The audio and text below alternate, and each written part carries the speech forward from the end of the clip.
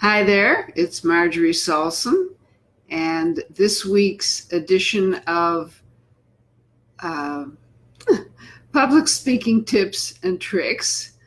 I guess I'm suffering from a little end of summer brain. We're talking about when you're going to speak somewhere, what do you need to prepare ahead of time to make sure you're as effective as possible and do everything possible to eliminate nerves ahead of time. So first of all, you need to really connect with whoever the event organizer is who is preparing to welcome you to that event.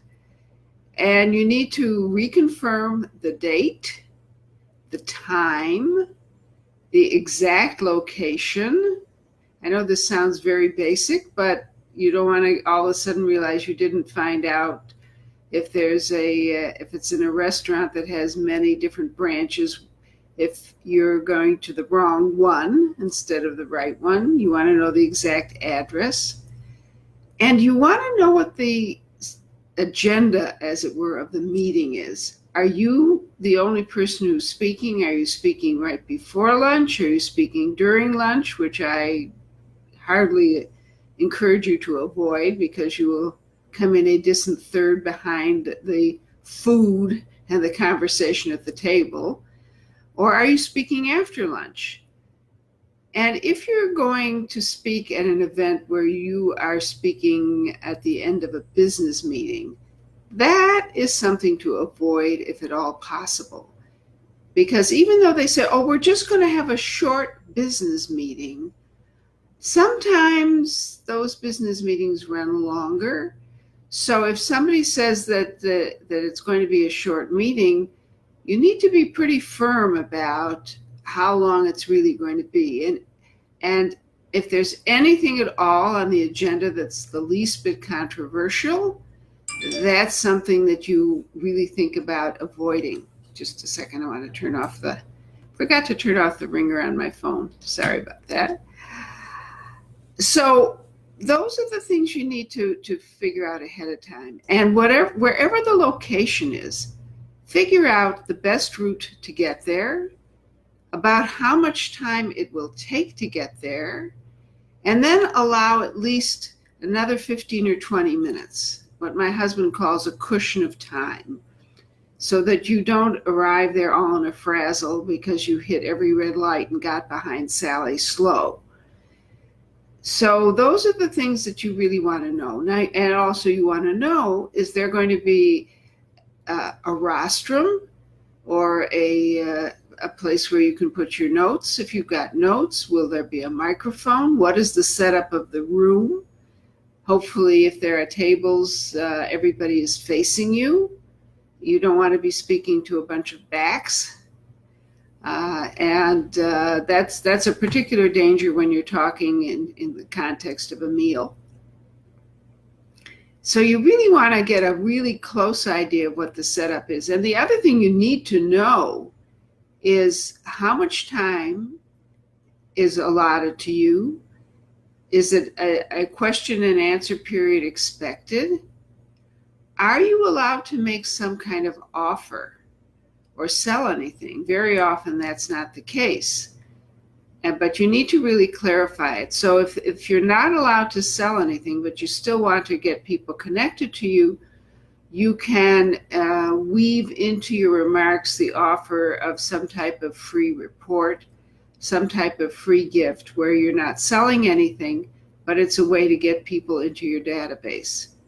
So that's the logistics of the place.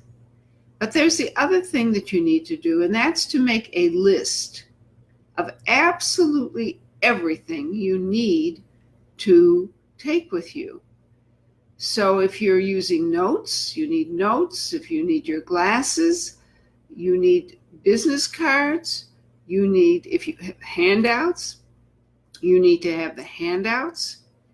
And you need to make sure that you are the other thing I forgot to mention when you're talking to the person who's the organizer is, what is the dress code? How are people going to be dressed? Is this a formal affair? Is it casual? You want to dress slightly more formally than your audience. It helps put you in a more of an authority, expert status position. But the thing is, you want to make sure that you have everything. And if there's an organization you're speaking to and you happen to be a member and you have a membership pin of some sort, that's important to take. All of those things you need to write down on a list. And then my suggestion to you is the night before, the day before, you get out everything you are taking with you and put it into some type of official looking, maybe not a grocery bag, but some type of nice bag that looks, whether it's a briefcase or some type of decorative bag that still nonetheless is more or less official and formal looking. You have everything ready and have it either already packed in your car if you're driving or right by the door so that you will not miss it on your way out of the door. The last thing you want to happen is to be halfway to some venue and realize, oh my goodness, I forgot my stuff, or I forgot the this, or I forgot the that. All of those things, when you can prepare all of those things ahead of time, that means that when you get to the event and allow yourself to get there at least a half an hour early, if not an hour, that you will be there in a calm state. And let me finish this off by saying what you do when you get there before you start to speak. You get to the event, you find the location and the event organizer, and you say hello, and you check out the whole venue, and you check out the microphone, and you put out any materials. But one of the most important things to do, perhaps before you do any of that, is to go to the restroom and make a comfort stop. Not simply because so you can be physically comfortable, but also you want to check and make sure if you had longer hair and it was windy, that you comb your hair. If you're a lady and you need lipstick, that you put on some fresh lipstick. You want to make sure that you look at least as good as you looked when you left the house. And the place to take care of that is in the restroom. So you do that and you get to the location, and introduce yourself to the event organizer. One of the things, by the way, that has to be on your list is a copy of your introduction in large print, preferably on some type of cardboard or some type of let's see, I've got one here. I just recently had anesthesia and I'm losing some of my vocabulary. It'll come back. Anyway, so I'll show you what I mean. Just a minute.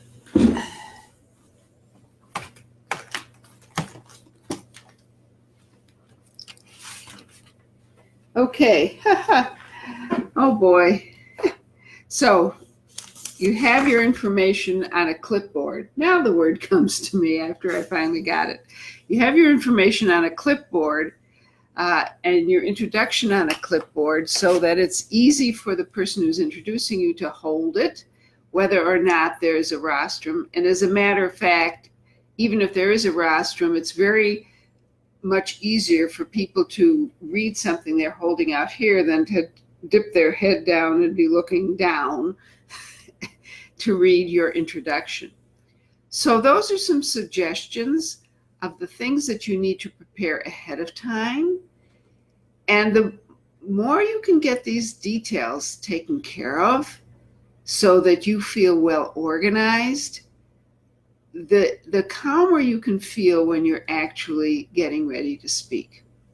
So those are my suggestions. I hope you find them useful. I invite you to go to my website, vibrantvocalpower.com, and you can access my complimentary ebook on overcoming your speaking fears. There's a page in there about these kind of things. It says the devil is in the details, So don't let these details devil you. Again, vibrantvocalpower.com, and access my complimentary ebook on overcoming your public speaking fears. Have a great day.